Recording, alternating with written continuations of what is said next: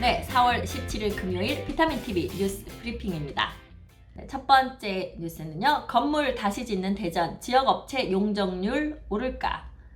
1분기에 이어 2분기에도 대전 지역 원도심 재개발 재건축 조합들이 시공사 선정에 나서며 치열한 각축전이 예고되고 있다. 16일 지역정비업계에 따르면 올해 대전 지역 도시정비 사업장의 수주 규모는 2조 원대로 예상하고 있다. 앞서 1분기에만 약 4천억 원 규모 수주 물량이 풀려 건설사들이 시공권을 확보한 바 있다. 동구 가오동 1구역이 코오롱 글로벌을, 삼성동 1구역이 SK건설을, 홍도동 2구역이 IS동설을 시공사로 각각 선정했다. 이달 들어서도 시공권 경쟁 2라운드가 막을 올리면서 건설사들 간 수주 전쟁이 이어질 전망이다. 대형 건설사들의 지방 수주 러시가 가속화되면서 2분기에도 외지 업체들에게 안방을 내줄 가능성이 커진 상태다.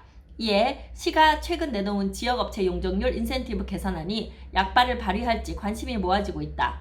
지역경제 활성화를 위해 앞서 두 차례 손질해온 인센티브안을 대폭 개선한 것으로 기준 용적률 10%에 허용 용적률 5에서 20%를 합해 15에서 30%까지 가능토록 한 것이 골자다. 현재 도시계획위원회 심의를 앞둔 상태로 상반기 내 이 개선안을 포함한 2030 대전시 도시 및 주거환경정비 기본계획을 확정 고시할 예정이다. 지역정비업계 관계자는 도급순위 1위를 빼고 수도권 건설사들은 대전에 다 내려와 있을 정도로 대전시장에 대한 건설사들의 경쟁이 치열해진 상황이다며 지역업체 용적률 인센티브안이 개선되면 조합에서도 혜택이 커진 만큼 지역업체의 선전도 기대해볼 수 있을 것이라고 말했다. 네, 이게 이제 대전 지역에 있는 건설 업체들에게 이제 어떤 지역 경제 활성화를 위해서 그런 거겠죠. 더 인센티브를 줌으로써 더 이제 선택을 당할 그런 폭이 커지도록 그렇게 지금 만들고 있는 것 같습니다. 자, 다음 세종시인데요. 세종시 계절관리제로 숨쉬기 더 좋아졌다. 세종시가 지난해 12월부터 지난달까지 미세먼지 계절관리제를 시행한 결과 초미세먼지 상황이 전년 동기 대비 28% 개선된 것으로 확인됐다. 시가 16일 공개한 계절관리제 기간 세종의 초미세먼지 평균 농도는 29 마이크로그램 퍼 큐빅미터로 지난해 같은 기간 40 마이크로그램 퍼 큐빅미터 대비 28% 감소했다. 계절관리제 기간 대기질이 전반적으로 개선됐다는 것을 의미한다. 세종시 보건환경연구원이 대기 측정망 자료를 분석한 결과 이 기간 미세먼지 좋음 일수는 8일에서 25일로 3배 이상 증가했다. 반면 나쁨 일수는 58일에서 37일로 21일 감소했다. 시는 대기질 개선의 주요 원인이 계절관리제 시행에 따른 대기 오염물질 배출량 감소와 강수량, 돌풍 등 기상여건, 코로나19로 인한 국내외 오염물질 배출량 변동이 복합적으로 작용한 점을 지목했다. 미세먼지 계절관리제는 고농도 미세먼지가 빈발하는 특정 시기 평소보다 강화된 저감 정책을 추진해 고농도로 발생하는 빈도와 강도를 줄이기 위한 집중관리 대책이다. 시는 오는 7월까지 취약계층 이용시설 밀집 지역을 미세먼지 집중관리 지역으로 지정 관리하는 등 미세먼지 저감 대책을 지속 추진해 나갈 계획이다. 시 관계자는 올해 첫 시행된 계절관리제 결과를 면밀히 분석해 미흡한 부분을 개선, 차기 계절관리제를 준비하겠다며 시민과 함께하는 미세먼지 대책위원회 운영을 통해 시민이 체감할 수 있는 미세먼지 저감 대책을 지속 발굴 추진할 것이라고 말했다. 네, 어떻게 보면 지금 코로나 때문에 전 세계적으로 공장 가동률이 많이 떨어져 있는 것으로 알고 있습니다. 그러다 보니까 그 여파로 지구가 깨끗해지고 있다. 우리가 이런 얘기를 하고 있죠. 좀 그것이 많이 작용하지 않았을까 싶은 마음도 좀 드네요. 좀 더 긴 기간 이렇게 조사를 해보고 그것이 반영되어야 할 것으로 보입니다. 네, 다음은요. 이게 이제 수도권에서 청약 조건으로 그 지역의 거주 2년 조건이 이렇게 이제 강화됐습니다. 이전까지는 그 투기과열 지역이라 해도 거주를 1년만 하면 청약 1순위로 청약을 할 수 있었는데 지금 2년으로 이렇게 기간이 늘었어요. 그런데 수도권, 서울 이쪽 지역이거나 이제 뭐 대단지 공급 지역 이렇게 되어 있는데 현재 세종은 여기에 들어가 있지는 않습니다. 그래서 세종은 현행대로 1년 거주 기간을 채우시면 청약을 하실 수 있는 것 같아요. 수도권 청약 우선순위를 얻은 해당 지역 거주 기간 요건이 1년에서 2년으로 확대된다. 또한 분양가 상한제 주택 등을 당첨받으면 10년간 재당첨이 제한된다. 국토교통부는 이 같은 내용을 골자로 개정된 국토부령인 주택공급에 관한 규칙이 17일 시행된다고 16일 밝혔다. 주택공급 규칙 주요 개정 사항을 보면 현재 수도권 투기과열 지구에서 공급되는 주택은 해당 지역의 1년 이상 거주자에게 우선 공급됐다. 향후에는 투기 수요를 근절하고 해당 지역에 장기간 거주하고 있는 실수요자를 보호하기 위해 해당 지역의 거주기간이 2년 이상인 경우만 우선 공급 대상이 된다. 이는 지난해 발생한 수도권 투기 과열 지구의 전세시장 과열을 해소하고 공정한 청약 질서를 확립하기 위한 조치다. 재당첨 제한 기간도 강화된다. 현재 분양가 상한제 적용 주택, 투기 과열 조정 대상 지역 주택의 당첨자는 당첨된 지역 및 평형에 따라 당첨 이후 1에서 5년간 다른 분양주택의 재당첨이 제한됐다. 향후에는 분양가 상한제 주택, 투기 과열 지구 내 주택의 당첨자는 10년간, 조정 대상 지역 주택 당첨자는 7년간 재당첨이 제한된다. 공급질서 교란자의 청약 제한도 강화된다. 청약통장 등을 거래 알선하거나 부정한 방법으로 신규 주택을 공급받거나 공급하는 경우 현재 적발된 날부터 주택 유형 등에 따라 3에서 10년간 청약 신청 자격을 제한하고 있다. 앞으로는 공급질서 교란 행위자는 주택 유형 등에 관계없이 적발된 날부터 10년 동안 청약 신청 자격이 제한된다.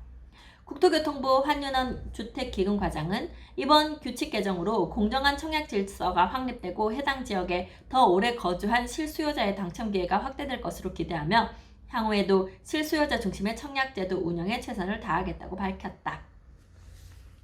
네, 그래서 이제 서울 수도권 지역에 청약 넣으실 분들 미리 2년 전부터 계획을 하셔서 그쪽으로 이제 전세를 들어가시거나 하는 그런 또 준비가 있어야 하겠네요. 네, 다음은요. 이 민주당이 총선에서 압승하면서 민주당의 부동산 그 정책 그런 것들이 이제 앞으로 다 실시가 될 텐데 그런 것에 관한 것 하나 읽어보겠습니다. 청년, 신혼, 전세대출 확대, 빌라 전월세 들썩. 제21대 국회의원 선거에서 여당인 더불어민주당이 압승하며 민주당이 주거 복지 공약으로 내세운 청년 신혼부부 대출 혜택에 수요자들의 관심이 쏠린다. 현행 최대 1%대 초저금리로 전세자금을 대출해주는 신혼부부 청년 정책 지원 금융상품은 시중은행보다 저렴한 금리 덕에 지난해에만 약 15만 명이 이용했다. 그런데 민주당이 현행보다 더 큰 금리 인하의 지원금액 상향을 공약으로 내걸어 전월세 시장의 파장이 예상된다. 일각에선 전월세 지원금 확대가 전세값을 자극할 수 있다는 전망도 나온다. 미래통합당이 재건축 재개발 규제 완화, 분양가 상한제 폐지 등 공급 확대 위주 규제 완화 정책을 내세웠다면 민주당은 청년 신혼부부 주택 10만 가구 공급, 청년 디딤돌 전세자금 금리 인하, 시중은행의 청년 전월세 대출 규모 확대, 취업준비생, 대학생 가구 주거급여 확대 등 청년층 금융 지원을 약속했다. 가장 주목되는 공약이 청년 신혼부부 전세자금 대출 지원 확대다. 부부 합산 연소득 6천만 원 이하 신혼부부는 버팀목 대출을 신청하면 이건 전세 대출인데요. 임차 보증금의 80% 최대 2억 원 한도까지 소득 및 보증금 수준에 따라 1.2에서 2.1% 금리를 이용할 수 있다. 그러나 이는 서울 아파트 평균 전세값 4억 6천만 원에 턱없이 부족한 보증 한도다. 민주당이 신혼부부 주택공급 대책으로 적극 추진 의사를 밝힌 수익 공유형 모기지가 확산될지도 관심사다. 민주당은 일반 수익 공유형 모기지보다 대출 금리를 낮추고 대출 한도를 확대하고 상환기간을 연장하겠다고 했다. 수익 공유형 모기지는 대출을 저리에 받는 대신 주택을 팔거나 대출금을 중도 상환할 때 분양가 대비 시세 차익의 일부를 주택도시기금에 돌려주는 모델이다. 현재 주택가격이 2.5억 원 이상인 신혼희망타운 입주자는 주택가격의 30에서 70% 범위 내에서 의무적으로 가입해야 한다. 그러나 2013년 정부가 도입한 이 제도는 시장에서 외면받고 있다. 부동산 업계 관계자는 수익형 모기지는 집값 상승기에는 양도 차익을 정부와 공유한다는 점에서 개인들에게 이미 한번 외면받았다. 투자를 통해 수익을 실현하고 자산을 만들어가기를 원하는 시장의 심리를 외면한 정책인데 이를 확대한다고 시장이 얼마나 호응할지는 의문이라고 했다. 네, 다음은요. 좀 재미있는 제안이 있는데요. 대우건설이 반포 3주구에 리츠로 재건축 이익을 공유하자고 했다고 하는데 어떤 내용인지 한번 보겠습니다. 대우건설이 최근 입찰에 뛰어든 서울 서초구 반포주공 1단지 3주구 재건축 사업을 리츠 사업으로 진행하자는 파격 제안을 했다. 재건축 사업에서 발생하는 개발 이익을 리츠 투자한 일반인 다수와 공유할 수 있어 형평성 측면도 충족하고 조합으로서는 분양가 상한 자리를 회피할 수 있어 개발 이익을 극대화할 수 있다는 논리다. 대우건설은 지난해 12월 설립한 리츠 자산관리회사를 통한 반포주공 1단지 3주구 재건축 리츠 사업 추진 방안을 16일 발표했다.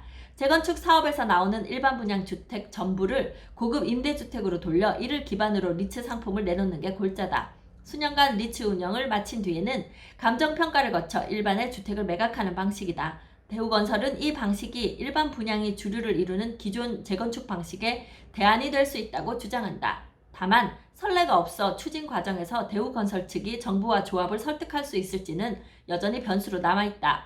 추진 과정에서 발생할 여러 제도적 문제도 추후 복병이 될 것으로 보인다. 네, 다음은 전국 아파트값 추이에 따른 변화 한번 보겠습니다. 서울 노도강도 상승 멈췄다.